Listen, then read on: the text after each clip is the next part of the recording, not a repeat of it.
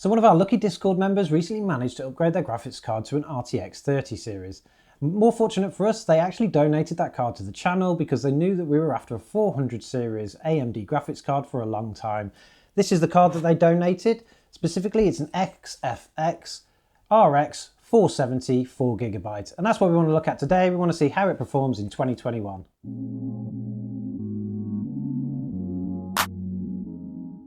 So when this card came to us, it was actually in a bit of a dirty state, and we tore it down, replaced the thermal paste, give it a bit of a clean up, and it's actually running pretty sweet now. Released in 2016 as a mid-tier card from AMD, this one in particular boasts a core clock speed of 926 MHz, a boost clock speed of 1256 MHz, and it has 4 GB of GDDR5 memory. But that's not actually the coolest feature of the card altogether. This is actually the black edition from XFX, and it comes with this really cool feature where you can remove the fans. They simply just click in and out just like that. Now that makes it really super easy to keep the card clean, but also when this was actually released, they gave you the ability to buy LED fans for it. Now I believe that they actually came in either blue or red, so there was no RGB, but it was a really cool feature anyway, and it meant that you could maintain and upgrade your card with ease without taking it apart. Now we want to get this on our test bench and see how it will actually perform in some more modern games. So let's head over to that and let's get that done.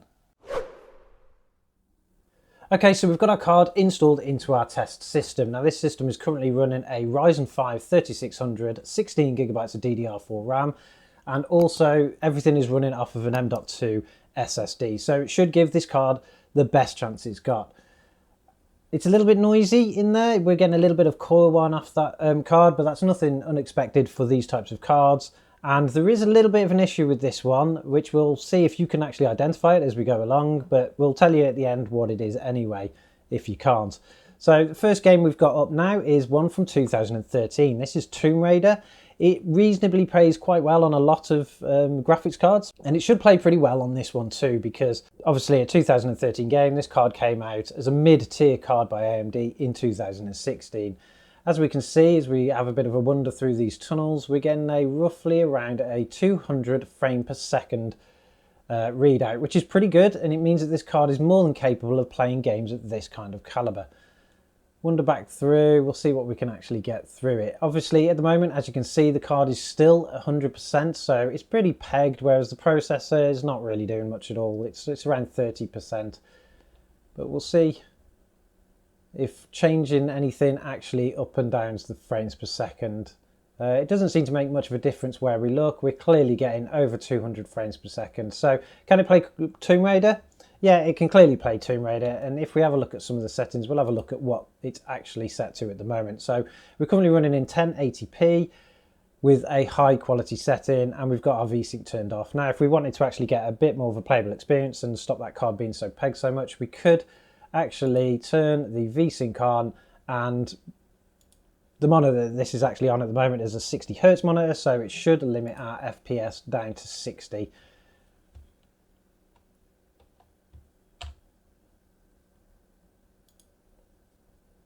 If we resume our game,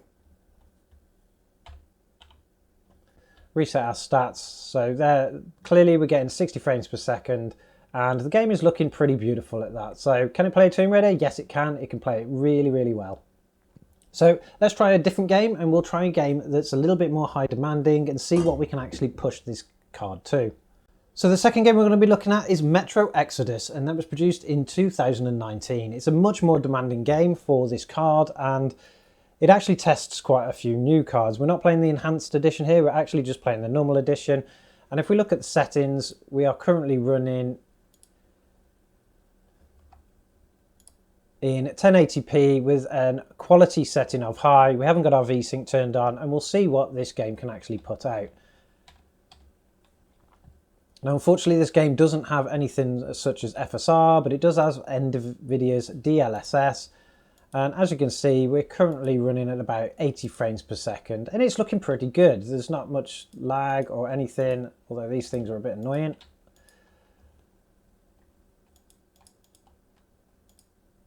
And we're starting to use all of our ammo on these things, but the game is running pretty smooth and it looks pretty good. Now again, the graphics card is pegged at 100%, so we are pushing this card now to its limits. We don't actually have a look at what the memory is currently at. You'd think that the 4GB is probably going to restrict this card quite a bit in modern titles, and particularly when we start looking at high resolutions. But because we're running in 1080p, it seems to be able to handle this very, very well. So next up is Terminator Resistance, another game from 2019. It's actually a pretty good game all round. I think this game is actually quite optimized quite well because I've played it on even older hardware and it runs pretty sweet, but it's looking pretty good so far. We're currently running in 1080p with high settings and we're easily getting a 60 frames per second. If we have a look in here and turn VSync off, see what it can actually produce out of the box. So again, we're in high settings, 1080p, and we're running around 80 frames per second, and it's more than happy doing this. Again, the graphics card is pegged at 100%, so it's probably, you know, at its limit at this point. I wouldn't like to try and run this at 1440p, but it seems to be coping quite well. Now, fortunately, this game as well also has some little quite unique quirks to it. The 400 series is obviously supported by AMD's FSR technology, and we can actually run some of that now, and we'll see what we can get out of it. If we turn our FSS to balanced, we'll run it at balanced, and we'll see what we can actually pull out of it then.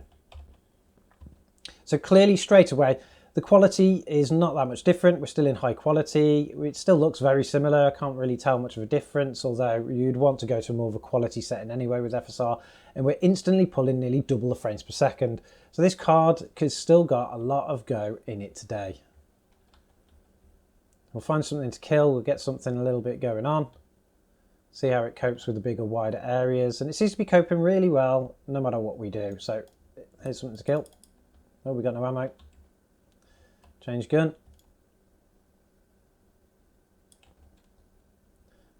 Took that robot out. Now let's have a look what happens if we switch the FSR to something a little bit more on a quality range. Now at quality setting, we shouldn't really see much of a difference in terms of picture quality, but we should still see a big gain in frames per second. So there we go. We're currently getting around 120 frames per second roughly. About 100 average now, and it's running pretty smoothly and looking really, really good.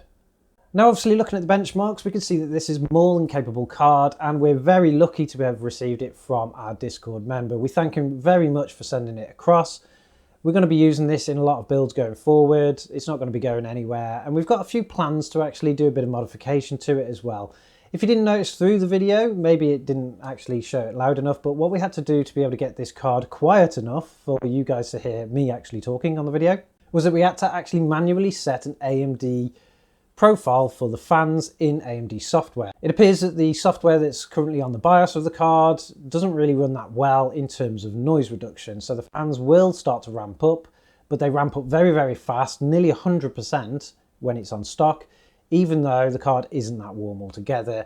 During this run at the moment, it's running around the 74, 75 mark, which is perfectly fine for the card, and that's using our manual profile. If we were to turn that off now, which is where the fans are currently sitting around 60%, that would ramp straight up to 100%, and you literally wouldn't be able to hear me talking now. But we think we've got a fix for that, but what I would like to know is, what do you think we should do to fix that? Should we just continue to run it in software? Should we look to do some kind of BIOS upgrade, or is there a better alternative method we can do to quieten this card down without actually out manipulating anything at all? Let me know in the comments and drop it down below. But apart from that, this card has performed very, very well, and we're really, really chuffed with it. It's clearly a card that if you can get hold of, is going to be able to play lots and lots of different games, and also probably withstand some of the time with some of the more modern titles as well. But we'll keep it around and we'll see what we can do with it. Until next time, see you soon.